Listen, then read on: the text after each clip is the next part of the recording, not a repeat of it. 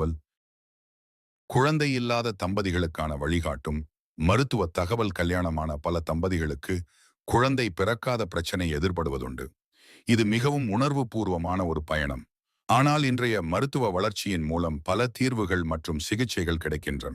முதலில் நீங்கள் ஒரு நம்பகமான மகப்பேறியல் மருத்துவரை சந்தித்து முழுமையான பரிசோதனைகளை மேற்கொள்ள வேண்டும். இதில் முக்கியமாக ஹார்மோன் சோதனைகள், அல்ட்ராசவுண்ட், முட்டை உற்பத்தி சுழற்சி கண்காணிப்பு மற்றும் துணைவரின் விந்தணு பரிசோதனைகள் அடங்கும். இந்த பரிசோதனைகள் மூலம் தணிக்கக்கூடிய காரணங்கள் கண்டறியப்படும். அதன் அடிப்படையில் பல்வேறு சிகிச்சை முறைகள் பரிந்துரைக்கப்படலாம்.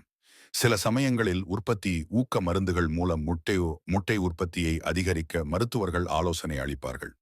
சிலர் IUI இன்ட்ராயூட்டரின் இன்சாமினேஷன் முறையை பயன்படுத்துவர். இதில் விந்தணு நேரடியாக கருப்பையில் செலுத்தப்படும்.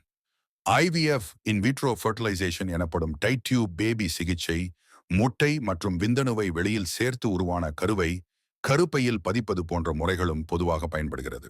மேலும் லேப்ரோஸ்கோப்பி என்ற சிறிய அறுவை சிகிச்சையின் மூலம் கருப்பை குழாய்களில் உள்ள தடைகளை அகற்றலாம். சிகிச்சைகளோடு இணைந்து வாழ்க்கை முறை மாற்றங்கள் மிக முக்கியம். உடல் எடையை கட்டுப்படுத்துதல், சத்தான மற்றும் சமநிலையான உணவு பழக்கங்கள், தியானம், யோகா போன்றவை மன அழுத்தத்தை குறைத்து உடலின் ஹார்மோன்களை சமநிலையில் வைத்திருக்க உதவுகின்றன.